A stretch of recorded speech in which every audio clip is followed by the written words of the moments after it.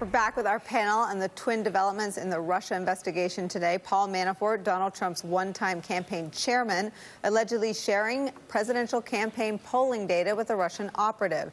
And one of the Russians in the Trump Tower meeting with Donald Trump Jr. and other senior Trump campaign officials charged today by the Justice Department for obstructing a money laundering case. Another day, another story or two about Trump associates and Russians. Joining us at the table, Elise Jordan, former aide in the George W. Bush White House and State Department, and MSNBC analyst and fabulous anchor of the 4 p.m. hour during the holidays. Thank you for doing that.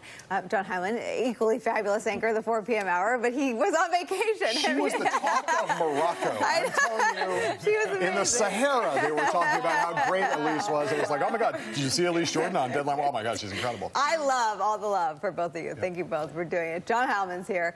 You got a ton of titles these days. All right, NBC News, whatever. The circus is coming back soon. Jason Johnson, politics editor for The Root and MSNBC contributor, and Donny is here. Donny has no titles. He's just like Madonna. I'm one Madonna. Yeah. Or Gaga. Yeah. Gaga Blue was like a thing. What was? So sorry, we're off topic here badly.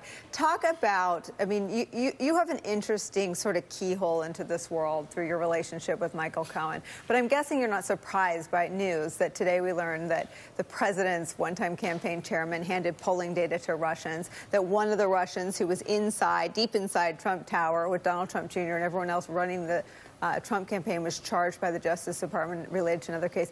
Just talk about the culture and why there were so many Russians everywhere. You know, there's so many Russians everywhere because, as I said, from dating back from the early 90s, Donald Trump couldn't get money from any place else other than Russia. According to Michael Cohen, without specifically going into these Russians, these allegations, after spending 70 hours as special prosecutor, he thinks it's checkmate for Trump. So without these specific things, all of the above. I had many discussions about where I would ask him about the meeting at Trump Tower, the famous meeting. Did Donald know? And his answer would be, without specifically answering, he knew everything that was going on everywhere. Yeah. So I don't think this would be a surprise to anybody. None of these things are a smoking gun because the armory has been on fire from the very beginning.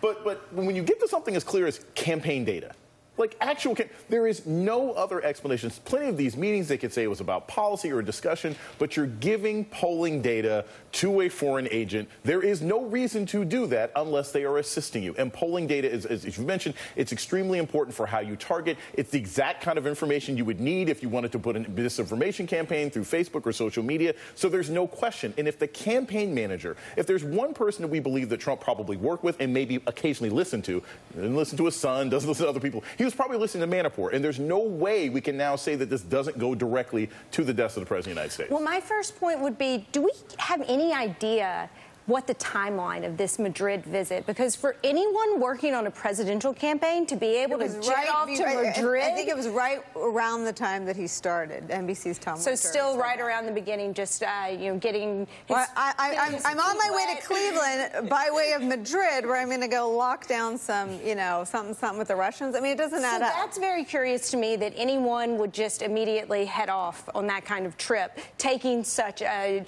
important position.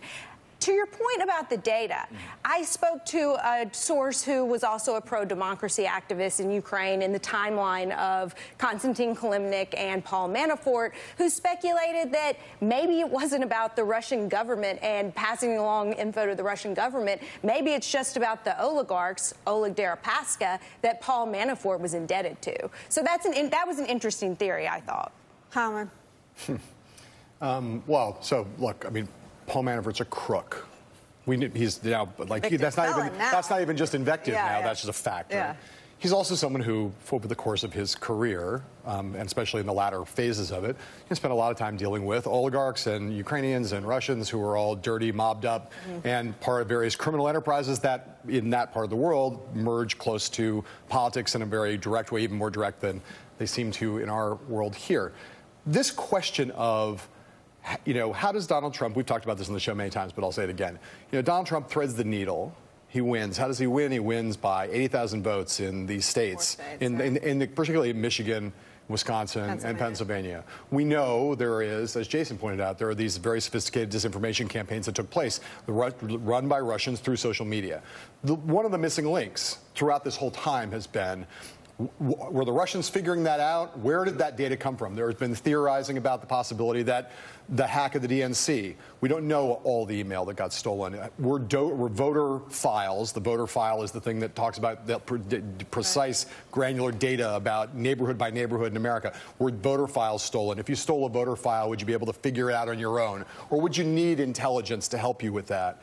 We are going to get to a place, I'm confident, where we're going to find out that this wasn't a bunch of really smart Russians who stole a voter file and figured it out on their own. Right. There was a guiding intelligence, and Paul Manafort may be only the first, I suspect, of multiple Trump administration or Trump campaign officials who, in one way or the other, were providing either data or other forms of intelligence to allow a campaign of that level of sophistication, because we know how sophisticated the campaign was. Russians are smart. They understand data. A lot of them are great with computers and computer modeling. But in the end, to win a campaign that you were supposed to lose, to win it by 80,000 votes in states that have been traditionally Democratic for a long time, where suppression of Democratic-based voters was crucial, where disinformation about Hillary Clinton's health was crucial. How did those campaigns get fomented? It probably, almost certainly, didn't get done just by smart Russians. It got done with help. This is the first sign that we have of a direct thing that points to that. There's a lot of reporting and a lot of investigating on other fronts, but this is the first time we've seen, okay. But let me ask you, Exhibit A. So Paul Manafort would have handed the polling data. We don't know exactly what it was, if it was state. We don't know what it looked like. We just know that he handed it over and he lied about it. What does the next step look like? Because you're talking about maybe Brad Pascal went on 60 Minutes, bragged about their Facebook program. You've got Cambridge Analytica in the crosshairs. Talk about it. And more importantly, Jared Kushner, when people forget, when the campaign ended, Jared Kushner gave a number of big interviews where he talked about the sophistication of digital operations, the things they did with Facebook, the things they did with Twitter, the things they did with other social media platforms, Google, YouTube, a number of them, right? He boasted about how they built that was his purview, and he and Parscale was Parscale's patron at the campaign.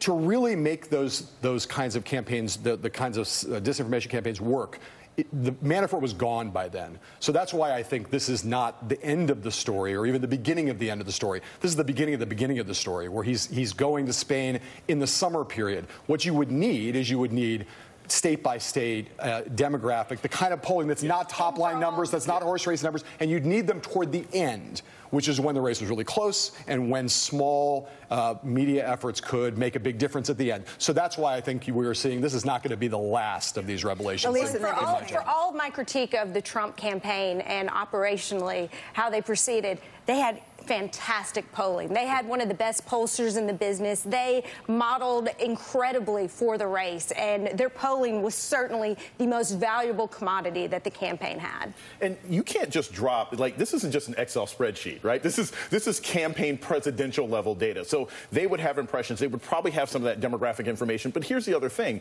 It's like giving your grandparents an instruction booklet for a DVR or whatever. They're not going to figure it out the first time. They're going to need to keep calling. Alexa. So there has to be somebody else that they were like, okay, well, we got to page 12. What does this mean? So Manafort didn't just leave that data. He must have had a backdoor channel where they could follow up and find out the best way to apply it. All right. Remember the words, just always remember the words in this context. Always remember the words Alpha Bank and that story that was written at the time about this open communication link that was set up between Trump Tower and Alpha Bank in the former Soviet Union. And there is still more to that story, I am confident. And the stories during the transition of Jared Kushner seeking to open a back channel with Russians. Something every transition needs. Up next,